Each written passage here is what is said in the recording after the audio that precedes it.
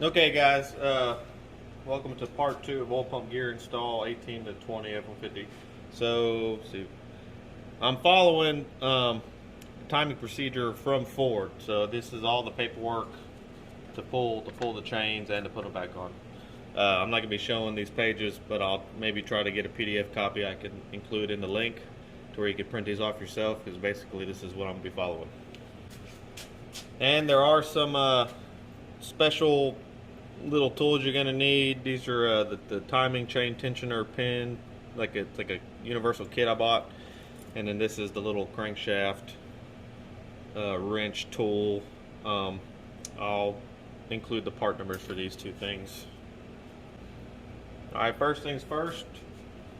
It says the keyway needs to be at 730. So put this on, rotate clockwise.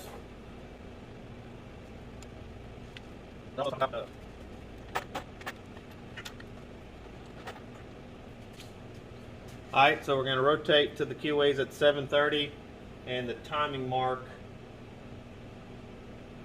on the passenger side is it's in this position now, but we're not 730. So there's a tiny little notch in one of the teeth. So we're going to rotate to 730, but make sure that timing mark is up.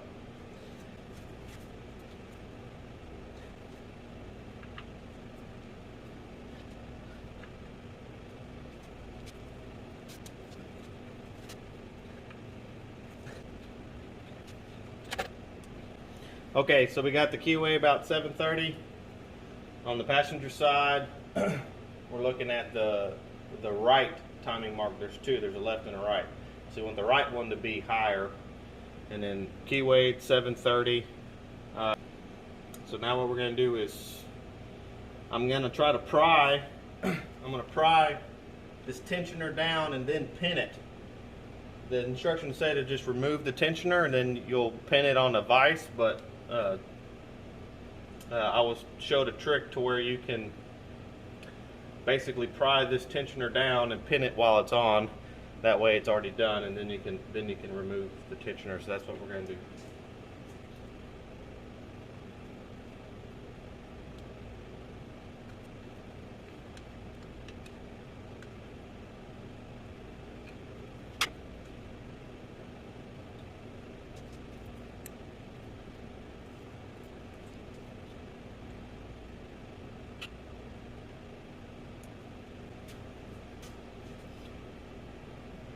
Alright, these are the tensioners are 8s.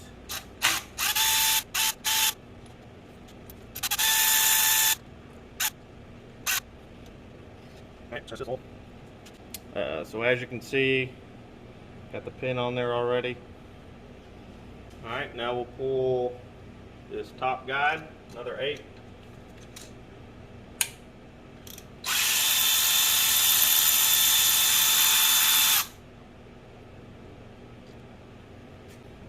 Remove the lower guide.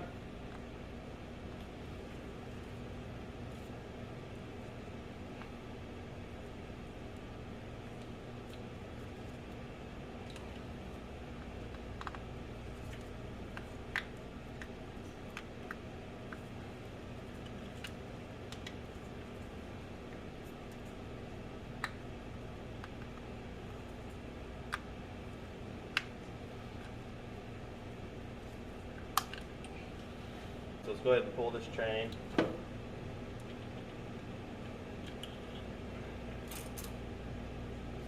Okay, next step, it says to rotate crankshaft 1 complete revolution. So 360 degrees. So about there. 1 revolution. And then it says rotate clockwise again until the keyway is at 330.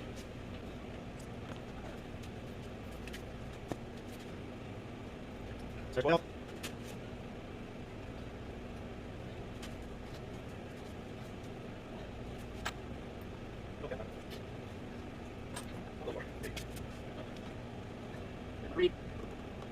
330, the keyway. And get one of my pins.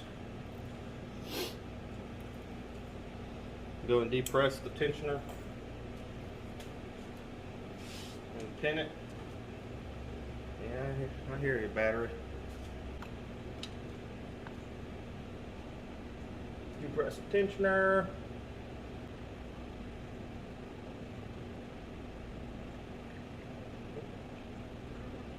And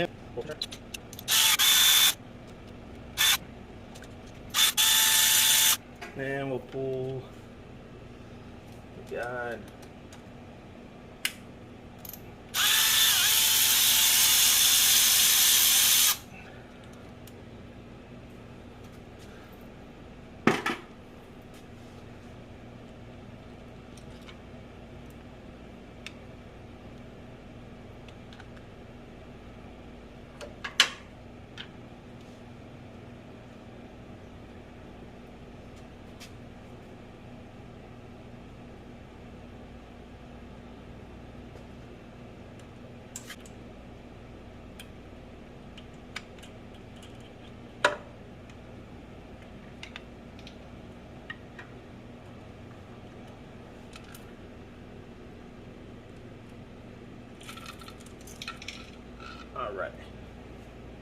Alright, crank sprocket, so 8, 13, 8, and then another, maybe an 8 again, or maybe a 10. That's weird. Yeah, so 8, 8, 13, that looks like a 10. Nope. Oddball. Either way, let's get these pulled, but we can.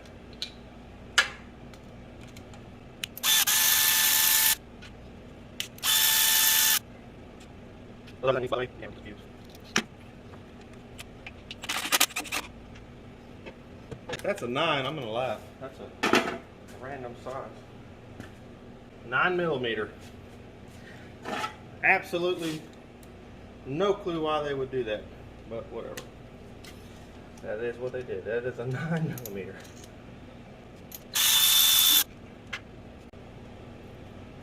Okay, so you have to remove the old pan to get the pump out because the pickup tube ain't gonna give you the clearance you need to pull it. So I'm gonna get underneath it, undo all the bolts for one. I'm gonna drain the oil. I haven't not drained the oil, so I'm gonna go ahead and drain the oil out of it. I won't be using this oil anyway after all this. But drain the oil, undo all the bolts. I'm going to leave the last back bolts lightly screwed in to where the pan will just sit at an angle. Up here I'm not going to fully drop it, but that should give us the clearance we need to pull the pump off and separate from the pickup tube. So, alright guys, so you have to get underneath, pull all the bolts. They're all the same length. There is one nut right here on the driver's side front corner, but there's one bolt, if you're four-wheel drive, that is above the axle up here in the front by the diff. On the driver's side, it's kind of a pain in the ass to get to.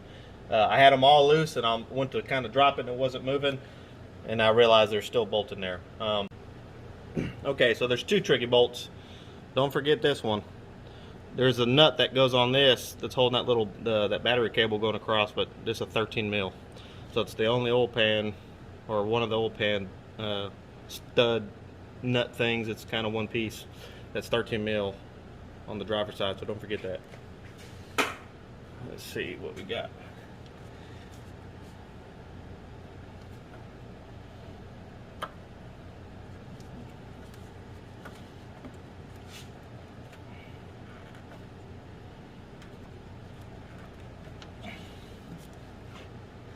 And now, so you can see I just barely push it down, but it looks like the pump is separated off the pickup. So now you can pull your pump out, and there she is. Alright guys, I am just doing pump gears and the sprocket. So let's see if I can hold this up. If you're buying just the gears, There's the part number from Boundary. And these little, all these bolts that hold these two halves together is a T30, and then I'm using the, it looks like you need the style with the hole in it, but it's a T30 that's holding all these in.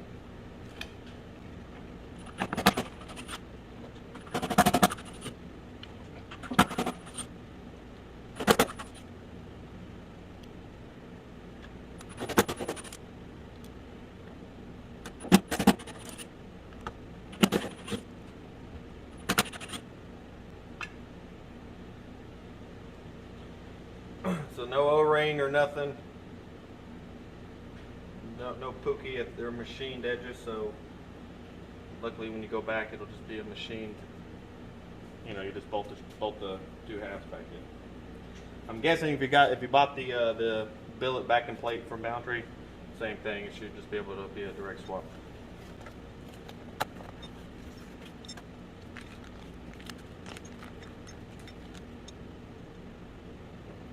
There you have her. I guess it don't really matter if certain side's facing up or not.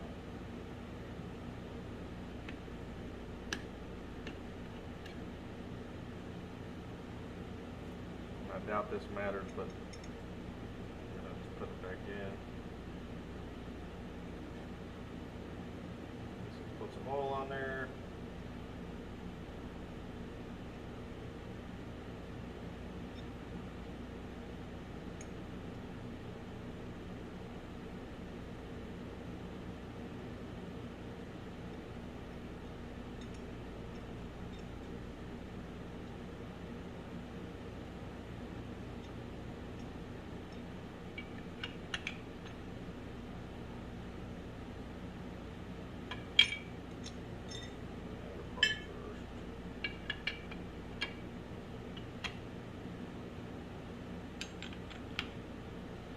There you go.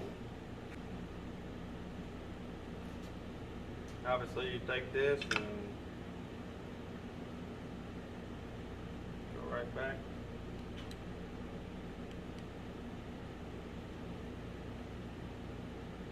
I don't see any Loctite or any pookie on these bolts, so I'm not gonna put nothing back on them. Now, two cops on it. Just really painful appropriately.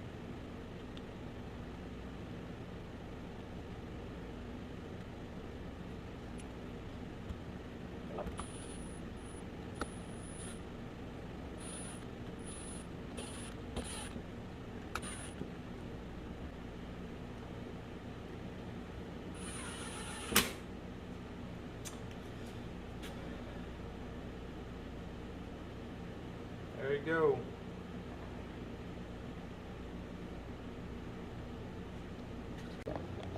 Alright guys, so that'll be part 2 of oil pump gears on an 18 to 20 F150.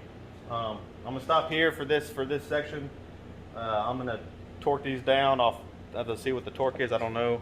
And what I'll do is make part 3 of reinstalling the oil pump and all that stuff, and button up the oil pan back up, re-siliconing the corners that need it, and putting the timing chains back on, and then that'll be the end of this little series. It'll be a 3-part series. So I'll do all that in part 3 as far as putting it back together, just for the timing procedure stuff, and then from there, you know, you'll be on your own to re-button up all the, you know, everything else. I'm installing a Whipple, so I want to do all this stuff first, get it knocked out, and then I'll be putting a blower on. And then if you're going Whipple, they give you colored instructions. I mean, it's super easy to follow, so I'll just be following Whipple's instructions on how to install their blower. But I wanted to do a video for all these steps for anybody with an 18 to 20 F150 Gen 3 Coyote. But hopefully help somebody out. I couldn't find some good videos like this, so I said screw it, I might as well do my own. But yeah, if I helped anybody out, that's awesome. Please like, subscribe if you haven't already. And share away. But yeah, I'll see you guys on part 3. Peace.